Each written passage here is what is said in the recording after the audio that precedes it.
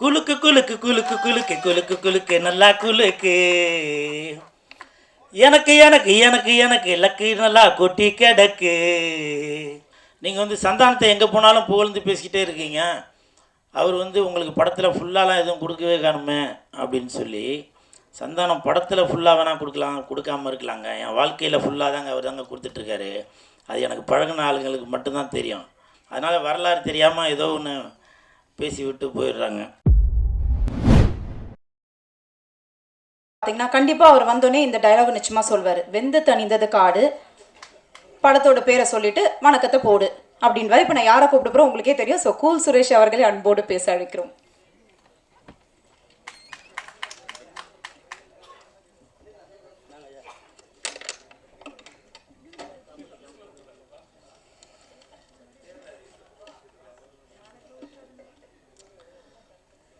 மேடையில் அமர்ந்திருக்கும் அனைவருக்கும் வணக்கம்.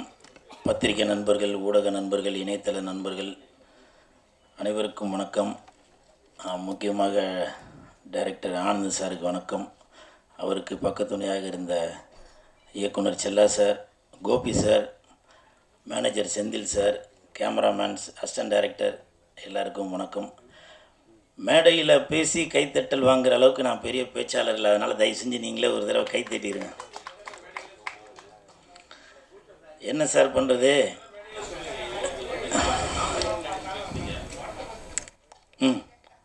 சொல்லுங்கள் சார். இல்லை, இதுதான் சார் என்னோடய ட்ரெண்டு இல்லைங்களா? இதுதான் என்னோடய ட்ரெண்டு. இதை இப்போது தங்கச்சி நான் வரதுக்கு முன்னாடி சொன்னாங்கல்ல, வெந்து தெரிந்தது காடு சொல்ல போகிறீங்களா அப்படின்னு. ஸோ இதுதான் என்னோடய ட்ரேட்மார்க்கு. இப்போ நீங்கள் கேட்குறீங்க, வாஸ்தவம் தான். நான் சொல்கிறதுக்கு எனக்கு தகுதியில் இருந்தாலும் சொல்கிறேன். பாரதி ராஜா சார் பேசும்போது என் இனிய தமிழ் மக்களே அப்படின்னு சொல்கிறாங்க. நான் அவ்வளோ பெரிய ஆளாக சொல்லுங்கள். நீங்கள் என்ன கேள்வி கேட்டீங்க, நான் என்ன சொல்கிறது? இருந்தாலும் பரவாயில்ல. தட்டு. Thank you thank you.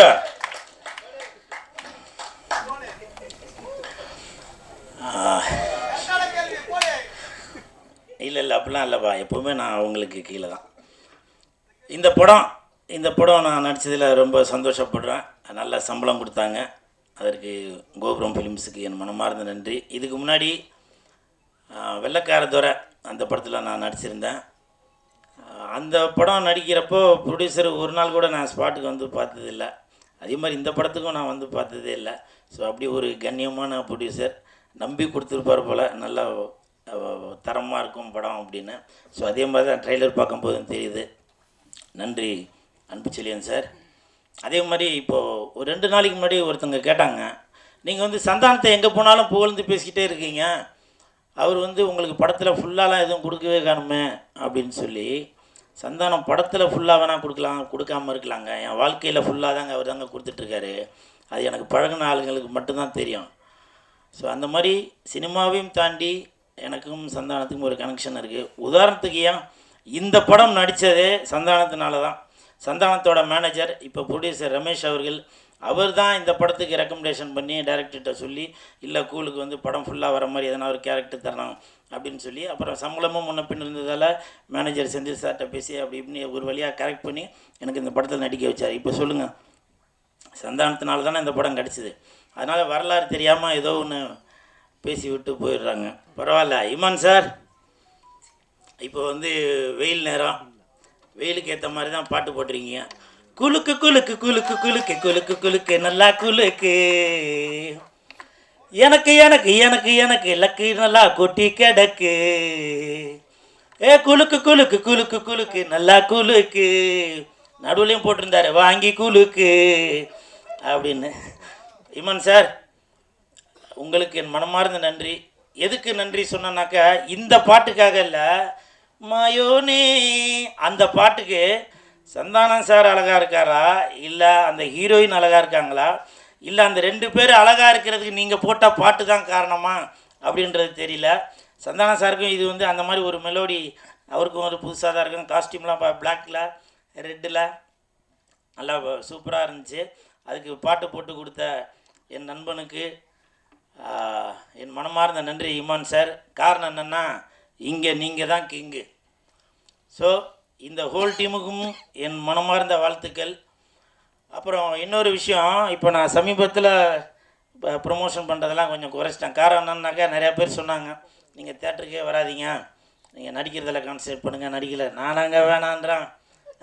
ஒரு ஒரு இயக்குனரும் ஒரு ஒரு தயாரிப்பாளரும் மக்கள் தேட்டருக்கு வரணும் அப்படின்றக்காக தான் ப்ரொமோஷன் பண்ணிகிட்ருக்காங்க. இப்போ இந்த ப்ரொமோஷன் எதுக்கு பண்ணுறாங்க? படத்தை வந்து எல்லோரும் தேட்டருக்கு வந்து பார்க்கணும் அப்படின்னு சொல்லி தான் ப்ரொமோஷன் பண்ணுறது. சமீபத்தில் போன வாரம் டைரக்டர் ஹரி சார் கூட, எவ்வளோ பெரிய இயக்குனர் அவர், ப்ரொமோஷன் வேணும் அப்படின்றதுக்காக கடை கடையாக தெரு தெருவாக போய் ப்ரொமோஷன் பண்ணிகிட்ருக்காரு. அந்த வேலையை தான் நான் பார்த்துட்ருக்கேன். ஆனால் தேட்டருக்கு வராதேன்னு சொல்லி அது ஒரு ஒரு ஒரு கூட்டம், அது ஒரு இது பண்ணிகிட்ருக்காங்க. ஏன்? நான் சினிமாவை லவ் பண்ணுறதால தான், சினிமாவுக்கு சப்போர்ட் பண்ணுறதால தான், நான் ஏதோ ஒரு ரூட்டில் போய் மக்களை வந்து உள்ளே கவர் பண்ணணும் அப்படின்ற ஒரு எண்ணத்தில் தான் நான் அந்த வேலை பார்த்துட்ருக்கேன். அதுக்கு சில தடங்கல்கள் இருந்தாலும் பரவாயில்ல. இப்போவும் சொல்கிறேன், நீங்கள் என்ன தான் சொன்னாலும் சரி, நான் வளர்ந்துக்கிட்டே தான் இருப்பேன். வர 11ஆம் தேதி சிங்கப்பூருக்கு போகிறேன் ப்ரமோஷனுக்கு. புரியுதுங்களா? தட்டு, இது என்னுடைய வளர்ச்சி. இது புரியுதுங்களா? நீங்கள் என்ன தான் என்னை தட்டி இது பண்ணாலும், வர 11ஆம் தேதி சிங்கப்பூரில் உள்ள படத்துக்கு நான் இங்கேருந்து அவங்களே என்னை ஃப்ளைட் போட்டு கூட்டிகிட்டு போய் நான் அங்கே போய் ப்ரமோஷனுக்கு போகிறேன். ஸோ அதனால் யாரோட வளர்ச்சியும் யாரும் தடுக்கவே முடியாது. ஆண்டவன் தடுக்கிறத யாராலையும் கொடுக்க முடியாது.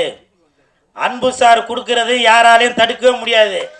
அன்பு சார், இந்த படத்துக்கு உங்கள்கிட்ட நான் எதையுமே எதிர்பார்க்காம என் நண்பனுக்காக, கோபுரம் ஃபிலிம்ஸ்க்காக நான் ப்ரமோஷன் பண்ணுறேன் சார். ஏதோ ஒரு வித்தியாசத்தில் ஒன்று பண்ணுறேன் சார். இதை நான் இந்த நேரத்தில் சொல்கிறேன் சார்.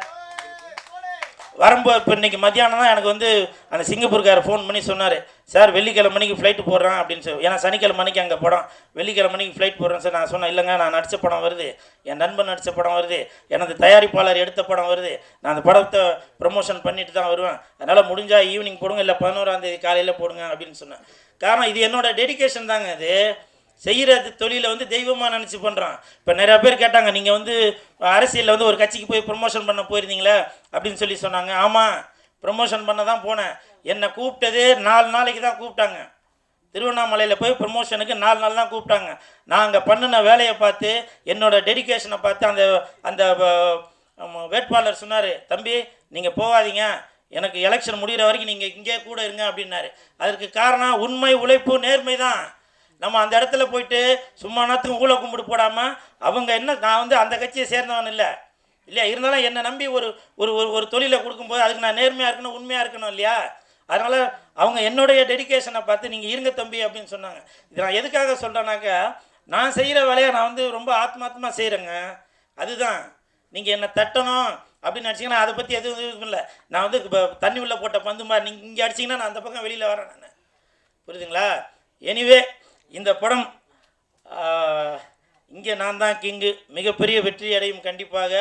ஏன்னா இது வந்து ஒரு கருத்து சொல்கிறது, குறுத்து சொல்கிறது அப்படிலாம் இல்லை. நல்லா ஜாலியாக இந்த சம்மருக்கு வரலாம், வந்துட்டு குலுக்கு குலுக்கு குலுக்கு குலுக்கு குலுக்கு குலுக்கு நல்லா குலுக்கு அப்படி நல்லா குலுக்கிட்டு போகலாம். வாங்க, குலுக்கிறதுனா நல்லா சிரித்து வயிறு குலுங்க சொல்கிறேன், சரிங்களா? அப்புறம் அதுக்கு வேறு எதனா சொல்லியிருப்பேன், நல்லா சிரித்து வயிறு குலுங்க அப்படி நல்லா சிரித்து ஜாலியாக போகலாம், சரிங்களா? தம்பி ராமையா நடிச்சிருக்கேன், நிறையா பேர் நடிச்சிருக்காங்க. அனைவருக்கும் என் மனமார்ந்த நன்றிகள், வாழ்த்துக்கள். பிஆர்ஓ நிக்கில் முருகன் சாருக்கும் என் மனமார்ந்த நன்றிகளையும் வாழ்த்துக்களையும் தெரிவித்துக் கொள்கிறேன். இல்லைப்பா, போதும்பா, போதும், நன்றி.